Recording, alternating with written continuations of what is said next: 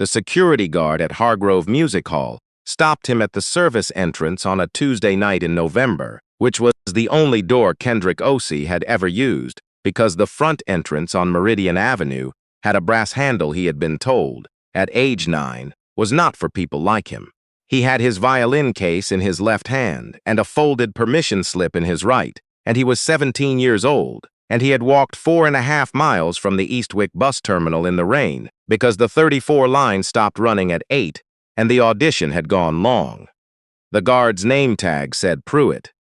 He was a big man, not unfriendly in his posture, just careful the way people get when their job is to be a door. Help you? I'm here for the Youth Fellowship Program. Kendrick held out the permission slip. Night session.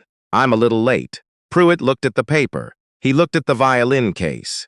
He looked at Kendrick's wet jacket, the kind that had been a good jacket 4 years ago and had been doing its best since. Fellowship programs for enrolled students, Pruitt said. You enrolled? I'm applying. The director said I could sit in tonight before the formal. I don't have anything on my sheet for a walk-in. Kendrick lowered his hand with the permission slip still in it. From somewhere inside the building, above the rain and the service entrance smell of recycling bins and floor wax, came the sound of strings. Not a full section, just 2 or 3 players running a passage together, and whoever was playing the upper voice had a tone like something poured rather than drawn. He stood listening for a second before he caught himself. Sir, he said, can I come in and play something? Just something small. So you can call whoever you need to call. Pruitt looked at him for a long moment. Then he laughed. Not a cruel laugh, just the laugh of a man who found something absurd. He turned to a younger guard sitting inside the door at a folding table and said, loud enough to carry, kid wants to come in and play something. The younger one, whose name tag said Fitch, grinned. Play something, Fitch said, like an audition for the door. Sure, Pruitt said. Go ahead. Play something. He meant it as a dismissal. He meant it the way people say go ahead when they are certain you will not. Kendrick set his case flat on the dry part of the concrete under the overhang. He unlatched it. The violin inside was not new. It had belonged to his mother before it had belonged to him, and before that it had belonged to a woman in the church choir whose name he had never known, only that she had pressed it into his mother's hands at a funeral and said, "This should go to someone who will use it." The finish was worn at the chin rest. The tailpiece had been replaced twice. The bow had been rehaired so many times his teacher, the only teacher he had ever had and who had charged him nothing for 8 years, had said the wood itself remembered the music. He rosined the bow without looking up. He tightened it 3 turns. He tucked the violin under his chin and for a moment just stood there with his eyes closed. Then he played. He played the opening of the Chaconne. Bach, D minor. The piece that every serious violinist eventually has to reckon with the way a person eventually has to reckon with certain facts about their life. He had been reckoning with it for 3 years. The service entrance went quiet. Not all at once, the way the chess club had gone quiet for Elijah Brooks in another story about a different kind of room, but unevenly, the way sound drains out of a space when it is replaced by something that takes up more room. Pruitt stopped leaning against the doorframe. Fitch put down his phone. From the hallway beyond the service door, footsteps slowed. Kendrick played for 90 seconds. Then he stopped. He lowered the bow. The footsteps in the hallway had become a person. She was a small woman, mid-60s, with silver hair pulled back and a lanyard around her neck that carried a Hargrove Music Hall ID.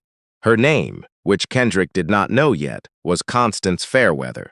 She was the executive director of the Youth Fellowship Program. She had been at Hargrove for 31 years. She had, in that time, heard thousands of auditions in the proper rooms with the proper light and the proper panels. She was standing in a service entrance on a Tuesday night in the rain because she had come to check on a noise complaint from the loading dock. "Who taught you that fingering in the 3rd variation?" she said.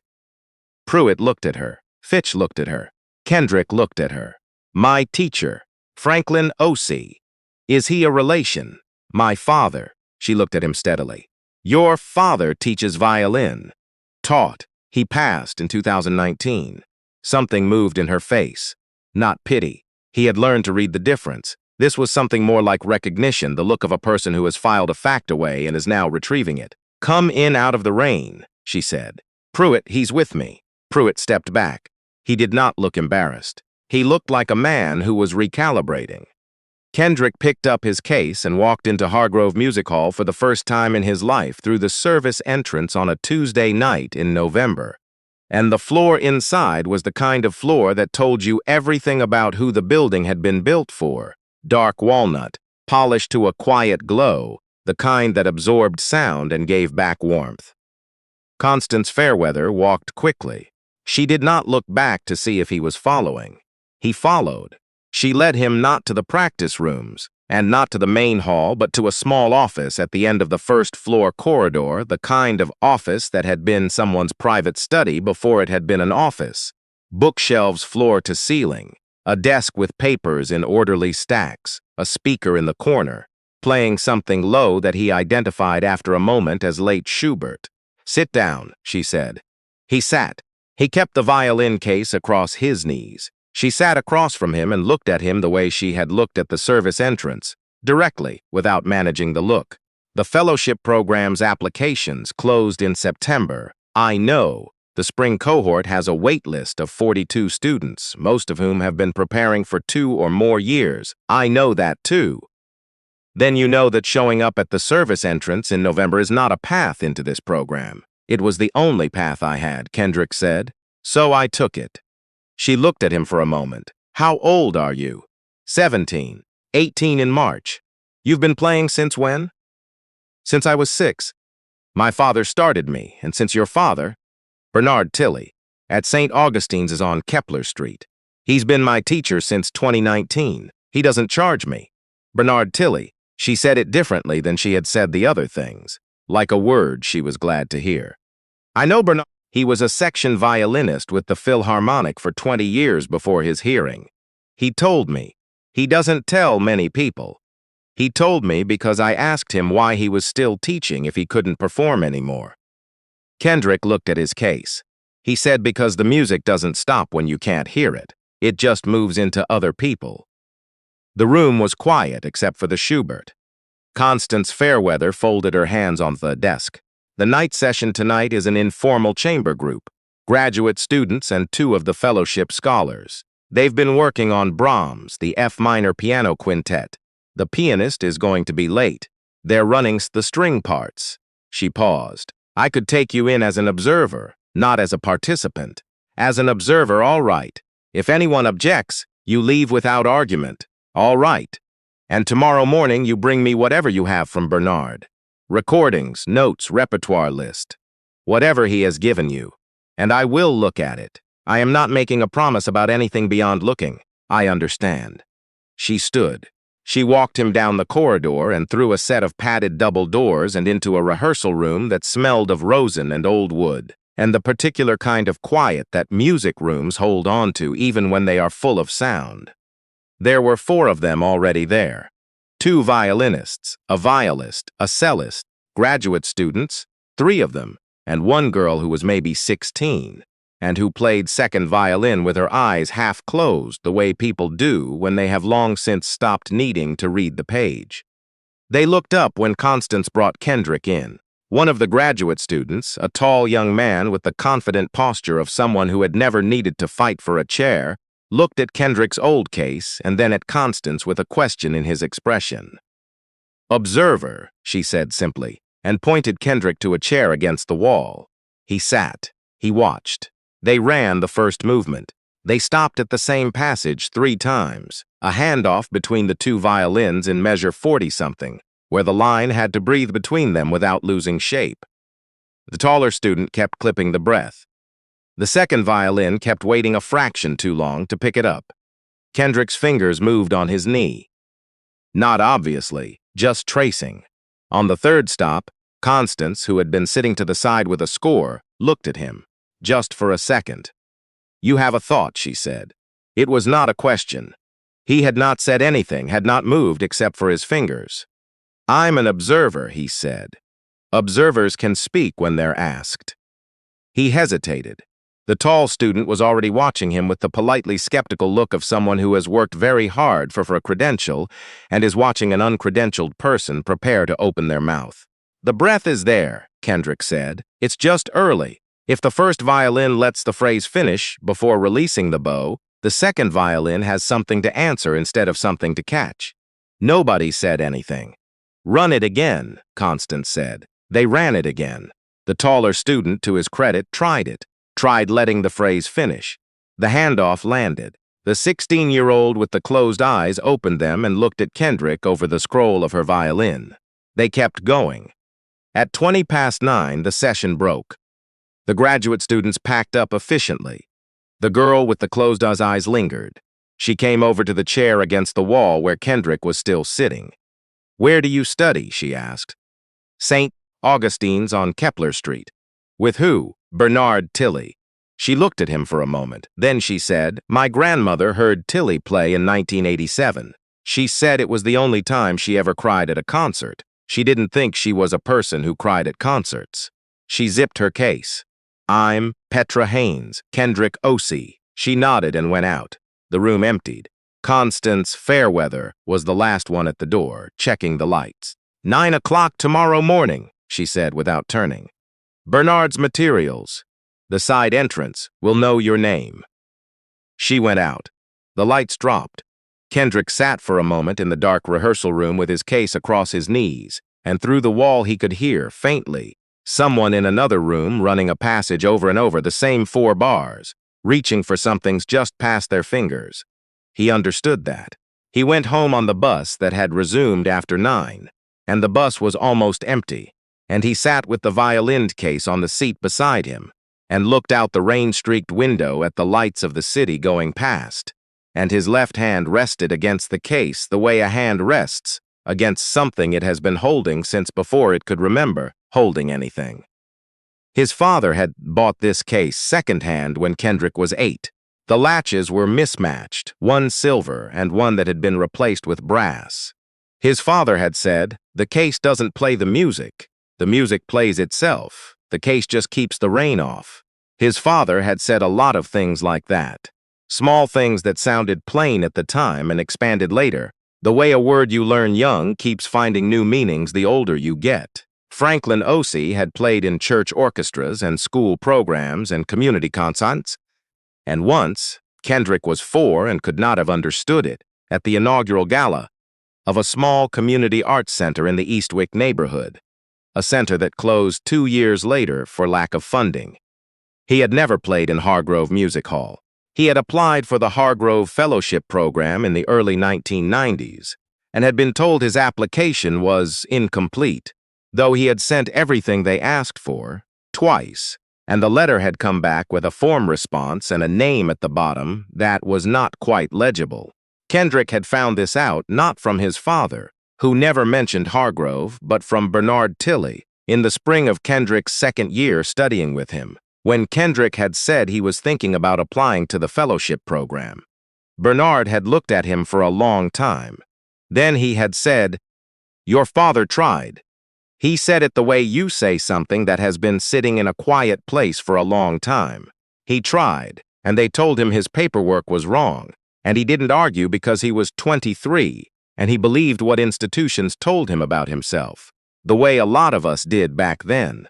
He told me once," Bernard had said, "that he was going to go back and try again. He didn't get the chance." Kendrick had not told Bernard he was going to the service entrance on a Tuesday night.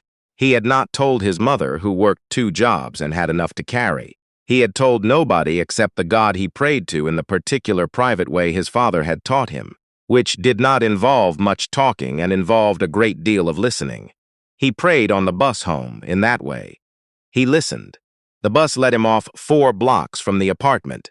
He walked in the rain.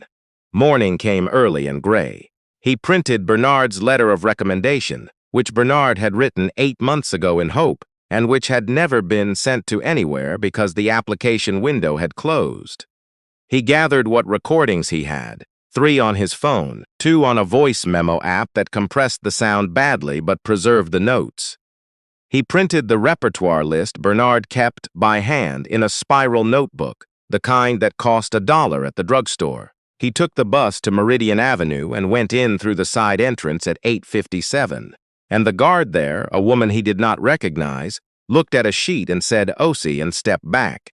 He went up to Constance Fairweather's office. She was already there. Coffee. No Schubert this time, just the building sounds, the distant percussion of a practice room. He put the materials on her desk. She went through them without rushing. She read Bernard's letter twice. She listened to all 5 recordings on his phone, each one through to the end, without looking up. Then she set the phone down. Bernard writes that you have a particular gift for intonation in high positions, she said. He says it's the rarest thing he's taught in 40 years, that you hear the note before you play it. He says that. He doesn't exaggerate in writing. He's too careful. She straightened the papers. Our spring cohort is full, I meant that. But we have a Wednesday evening masterclass series that runs from January through April. Guest faculty. Advanced students from several programs in the area. It is not the fellowship, but it is access to instruction and to the hall and to the kind of professional relationships that tend to matter more than any single program. Kendrick waited.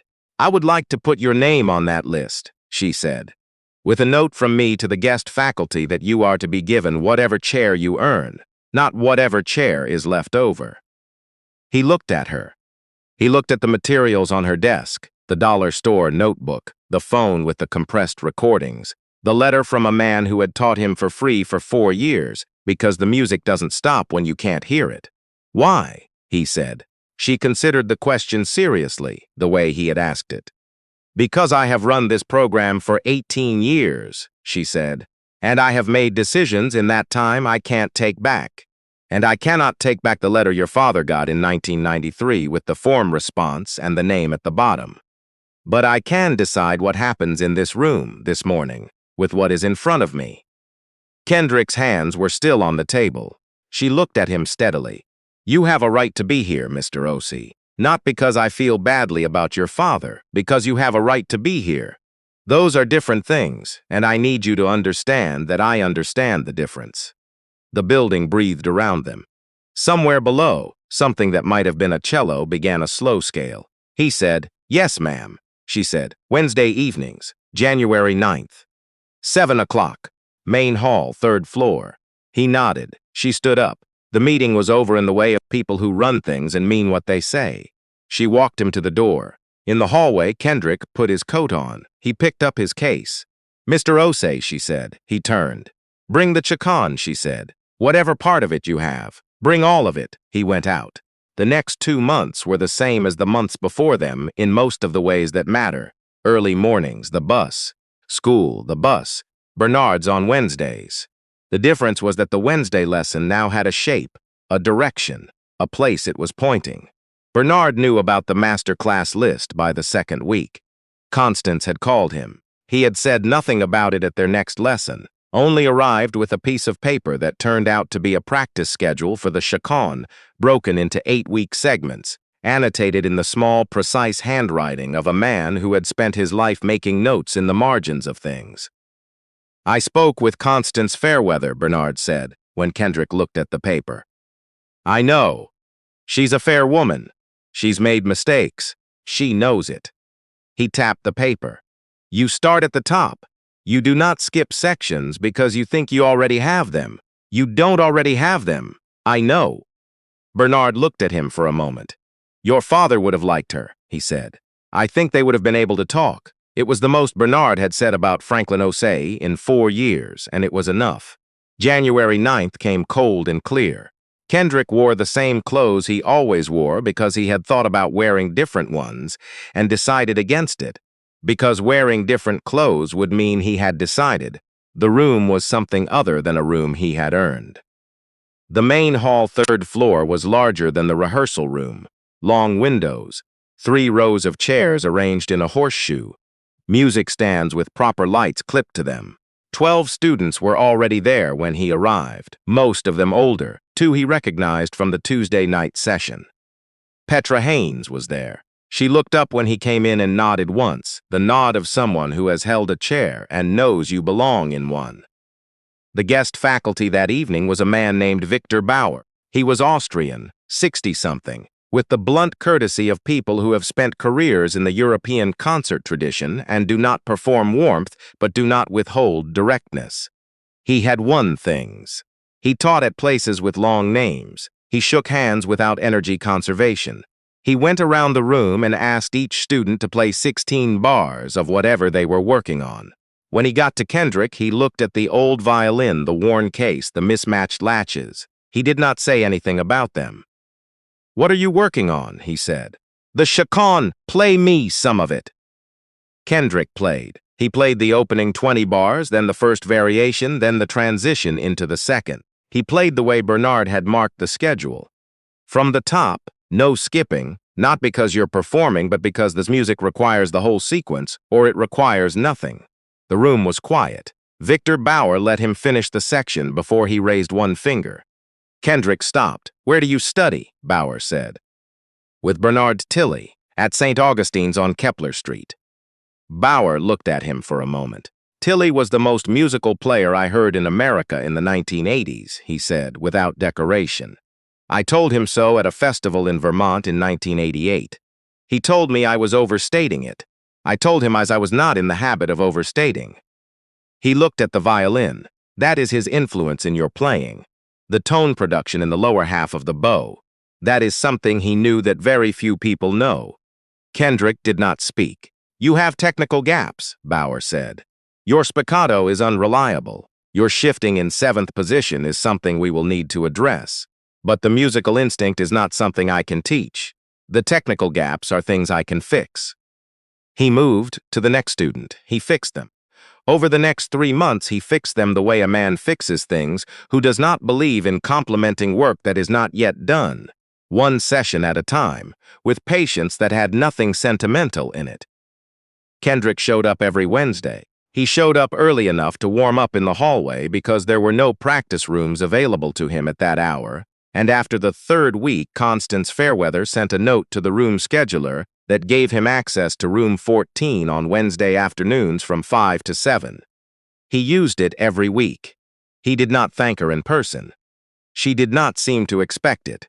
What she had done was not a favor. They had both understood that. In March, 2 weeks before his 18th birthday, Victor Bauer announced that he was programming a small end-of-series recital for the master class students, to be held in the main hall on the 4th floor, the actual performance hall with seating for 400. He read the list of assignments. 5 students. Solos, 15 minutes each. Kendrick's name was 3rd. Bauer assigned him the chaconne, not a section of it, the whole thing, 14 minutes if played without cuts. The piece most violinists spend a career approaching. Kendrick called Bernard that evening. Bernard was quiet for a moment. "The whole thing," he said. That's what he said. Another moment.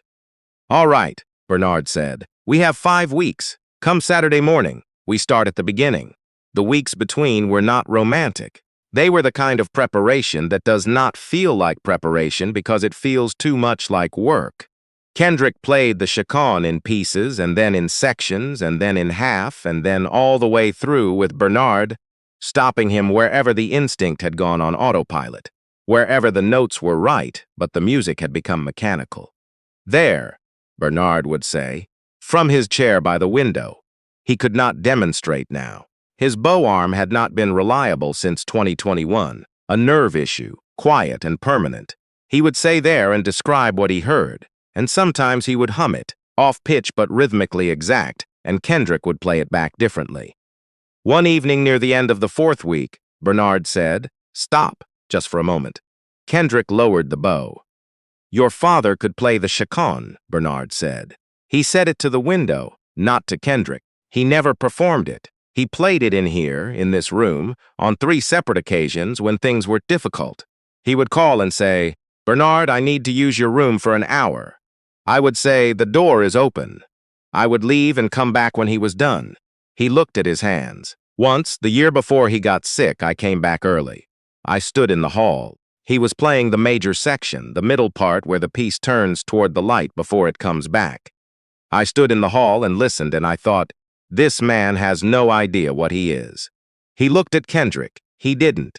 He genuinely did not know. Some people don't. It's the hardest thing to watch in a person.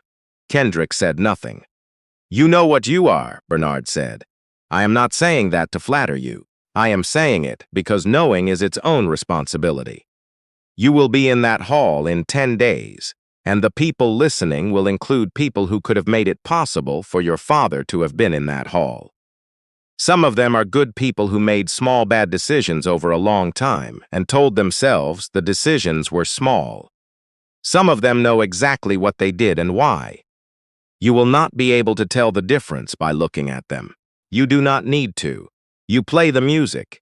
You play it because you have the right to play it, not because it proves anything, and not because it settles anything. You play it because Bach wrote it for someone willing to bring everything they have and walk all the way through. He picked up the practice schedule from the table beside him. "From the top," he said, again. The recital was on a Thursday evening in late April. The fourth-floor hall filled to maybe 300, which for a masterclass end-of-series recital was more than expected. Victor Bauer had, apparently, sent a note to several colleagues. There were faces in the audience that Petra Haynes, who had performed second and had come off stage glowing, recognized and whispered about as she came back to the wings.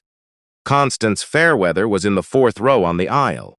She had chosen the seat herself, not to be seen but to hear, the seat where the hall's acoustics settled into their fullest shape. Bernard Tilley was in the back row. He had come by bus. He had dressed in the good jacket he kept for occasions, a dark wool jacket that had been good in 1995, and was still good in the way that well-made things stay good when they are cared for. He sat in the back row because he had said to Kendrick before the recital, "I'll be somewhere in there, don't look for me, just play." Kendrick stood in the wings. The stage was dark wood, the single chair at its center.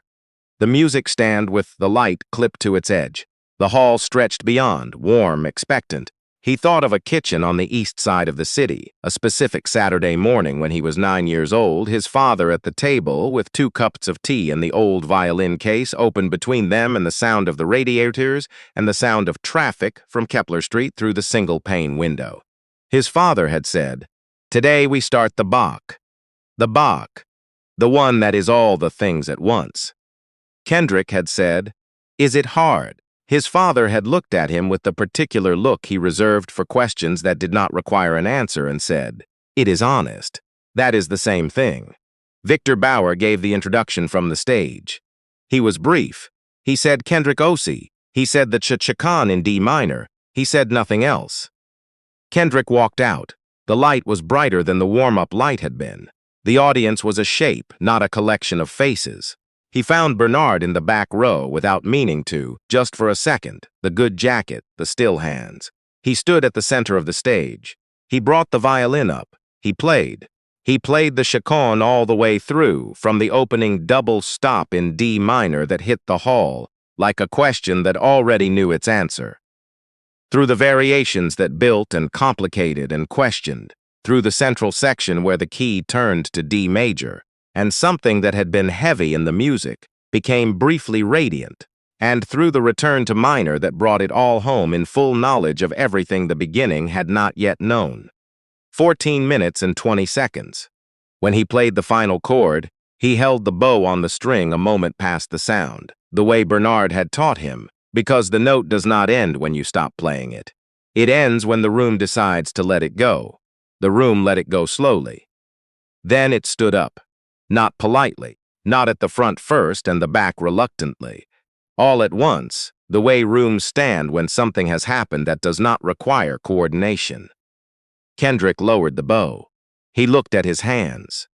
The left hand on the neck of a violin that had belonged to his mother, and before that to a woman whose name he had never known, and before that to whoever had first carried it through whatever door it had first been carried through.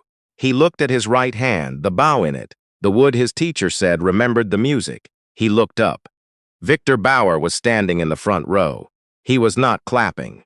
He was just standing, with his arms at his sides, looking at the stage, and his expression was the expression of a man who has spent 60 years in a demanding art form, and is confronted, on a Thursday evening in April, with evidence that the art form is not finished with him yet.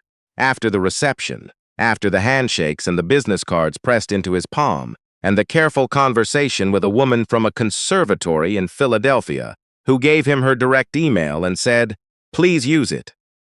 After all of that, when the hall was emptying and the staff was moving through with the quiet efficiency of people who close things down for a living, Kendrick found Bernard in the lobby. The older man looked up when he saw him. He did not say anything for a moment. Then he said, "The major section, I know," Kendrick said. "You slowed it just slightly, just before the return." "I know." "Good," Bernard said. "It was right. I wanted to hear if you knew." He looked at the hall around them, the high ceiling, the photographs on the wall, the long corridor toward the fourth floor. "Your father would have been angry," he said. Kendrick looked at him, jealous and angry and proud enough to burst. Bernard put his hands in his jacket pockets. "That is what it means when someone loves you and you do something they couldn't do. It is not comfortable. It is honest." They went out through the main entrance, through the brass door on Meridian Avenue, because Kendrick had decided on the night of the service entrance that the next time he left this building he would leave through the front. The night outside was mild for April. The city was still going. The lights on Meridian caught the last of the rain that had fallen earlier and the sidewalk through them back softened. Bernard's bus stop was 2 blocks south. They walked together for a moment without talking. The way people walk who have been in music together long enough that silence is not a gap but a continuation. At the corner, Bernard stopped. "January," he said. "There's a young competition. Regional." Bernard held up a hand. "Not to win. To be seen. There are jurors who make decisions. You should be in the room." "All right, I'll send you the details." "You walked into a room tonight that a lot of people told your family wasn't for them." He paused. "You walked in, you played, you walked out the front door." "I did." "That's enough," Bernard said. "That is what enough looks like." He turned and walked toward his bus stop. He walked the way he always walked, without hurry, the good jacket dark against the streetlights. Kendrick watched him go. Then he shouldered his case and turned and walked east toward the bus that would take him home, through a city that was the same city it had always been, except that somewhere behind him, in a hall on Meridian Avenue, the note he had played was still finding the edges of the room, the way notes do when the room has been built to hold them. His father had played in church rooms and community rooms and school gymnasiums. His father had never walked out the front door of Hargrove Music Hall. He had walked in 4.5 miles, and he had walked out through the brass handle that had not been for people like him, and the night was mild and the sidewalk was wet, and there was a note still in that hall that had his name on it, and his father's, and the name of a woman who had pressed a violin into someone's hands at a funeral and said, "This should go to someone who will use it." The bus came. He got on. He sat with the case on the seat beside him and watched the city go past, and his left hand rested against the worn leather the way it always had, the way it would tomorrow, the way it would the day after that. Some people spend their whole lives knocking on the right door. Some people find the service entrance and walk in anyway, and play until the front door opens by itself. The door matters less than you think. What you do when you're inside is the whole story. If Kendrick's walked in somewhere tonight that felt like it wasn't built for him, maybe that was the point. Some rooms need new music before they remember what they were built for.